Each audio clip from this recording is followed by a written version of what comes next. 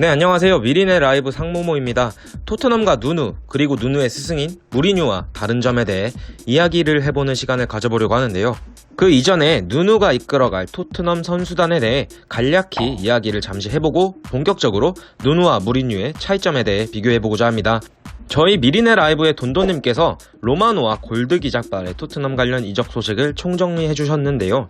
간략하게 다시 한번 말씀드리면 토트넘의 이적 영입이 확정된 선수는 로메로, 브리안 힐, 골리니가 토트넘으로 왔고요. 라멜라와 토비 선수는 토트넘을 떠났습니다. 그리고 시소코 선수의 이적설도 계속해서 나오고 있는 상황이죠.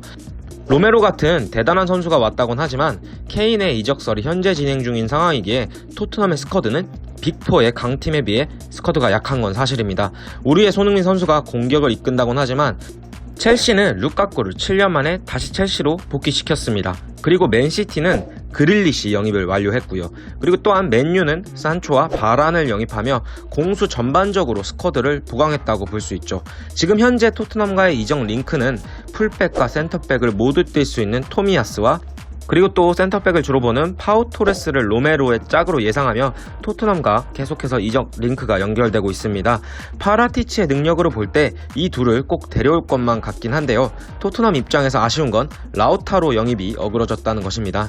라우타로를 인테르에서 영입한다는 소문이 돌았지만 라우타로는 에이전트를 통해 잉글랜드의 클럽들의 제안에도 불구하고 인테르를 떠나지는 않을 것입니다 라고 의견을 전했다고 하죠. 그리고 아무튼 이런 대대적인 스쿼드 개혁을 하고 있는 토트넘을 누누 감독이 어떻게 운영할 것인지 무리뉴에 빗대어 이야기하는 시간을 본격적으로 가져보려고 합니다. 네, 여러분, 8월 16일 새벽에는 다들 토트넘 경기 본방사수 하실 거죠? 누누의 토트넘이 현재 EPL 최강이라 평가받는 맨시티를 상대로 과연 어떤 활약을 펼쳐줄 것인지 정말 기대가 되는데요. 누누 감독과 무리뉴 감독에 대한 본격적인 이야기를 진행해 보도록 하겠습니다. 이미 수차례의 우승 경험과 트래블 경험까지 있는 명장 무리뉴와 누누의 단순 비교야 무리가 있겠지만 누누 감독이 가지고 있던 부정적 시선들이 다소 편견일 수 있다는 점을 말씀드리면서 누누의 숨겨진 모습들을 무리뉴 감독과 비교해보고자 합니다. 다들 아시겠지만 무리뉴가 2004년 포르투에서 예상치 못한 챔피언스리그 우승으로 이끌 당시부터 무리뉴는 명감독 반열에 올랐고 누누가 포르투에서 2년 동안 무리뉴 밑에서 지도를 받았기 때문에 무리뉴의 그 모든 것들이 비슷할 것이다 라고 다들 예상을 하시겠지만 두 사람을 잘 아는 한 소식통은 이렇게 말을 했다고 합니다. 누누와 무리뉴가 비슷하다는 것은 큰 오해다. 경기장에서 벗어나면 그 둘은 어떤 사람보다 다를 수가 없다. 무리뉴와 누누의 전술 그리고 선수단 관리에 대한 차이점에 대해서 말씀을 드리도록 하겠습니다. 우선 전술적인 접근의 차이입니다. 무리뉴의 축구는 선수 비우 카운터 어택을 펼치는 걸로 널리 알려져 있습니다. 누누도 무리뉴의 제자이기 때문에 무리뉴와 같은 방식의 축구를 즐길 것이다 라고 예상을 하지만 누누는 팀의 체질에 맞게끔 플레이를 시킬 수 있는 감독적인 역량을 갖추고 있는 사람이라고 보시면 될 것 같습니다. 누누는 상대편이 하는 전술에 맞춤 전술을 선호한다는 것을 울브스 경기에서 볼 수 있었는데요. 울브스의 프리미어리그 114경기에서 보면 전반전에 47골을 넣었고요. 후반전에는 87골을 넣어 후반전에 거의 2배 가까이 많은 골을 넣었습니다. 상대적으로 강팀이 아닌 울브스이기 때문에 당연히 수비가 전술의 주를 이루었을 것이고 상대의 체력이 떨어질 그 시점에 카운터 어택을 날린 거죠. 그리고 누누는 재미없는 축구만을 한다고 보시면 안 될 것 같아요. 발렌시아에서의 누누는 재미있는 축구로 칭찬을 받았었고 발렌시아에서는 꽤나 공격적인 축구를 지향했다고 알려져 있습니다. 그리고 누누의 울브스는 3-4-3 또는 3-5-2 포메이션을 주로 사용하며 거의 대부분의 경기를 3백을 사용했으나 발렌시아와 포르투에서는 거의 대부분의 경기를 4백으로 진행했었습니다. 누누는 선수들의 성향에 따라 전술을 어떻게 사용할 것인지 자신이 추구하는 스타일도 바꾸는 감독이라고 보시면 되는데요. 이와 달리 무리뉴는 포백을 기반으로 한 경기를 주로 합니다. 무리뉴는 전술에 선수들이 집중하고 적응할 수 있도록 하는 스타일이었죠. 특히나 선수 비유 역습 전술에서요.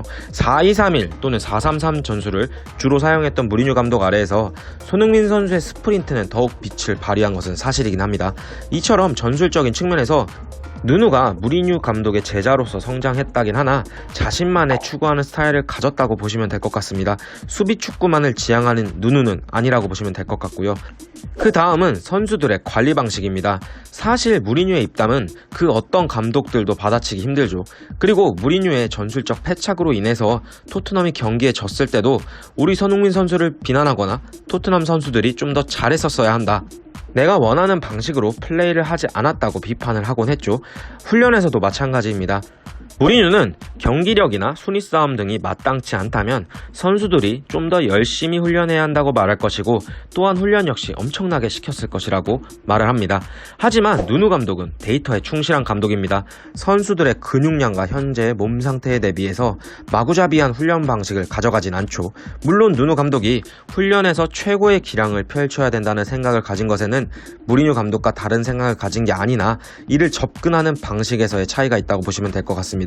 과학적인 운동 접근으로 선수의 최고 기량을 펼치게끔 도와준다 라고 보시면 될 것 같고요. 이런 과학적인 백데이터에 대한 접근이 선수들의 부상 정도도 달라지게 되었을 텐데요. 2002년 프리미어리그의 팀은 한 경기당 평균 85km의 활동량을 보였고, 무리뉴가 잉글랜드에 도착한 2004년 무리뉴의 팀은 98km를 달렸다고 합니다. 2015년부터 과학적인 스포츠 접근이 발달했기 때문에 훈련에 대한 패러다임이 변경되는 상황에서 무리뉴는 여전히 98km를 달리게 하기 위해 미친듯이 훈련을 시킨 결과 부상자가 속출했었죠.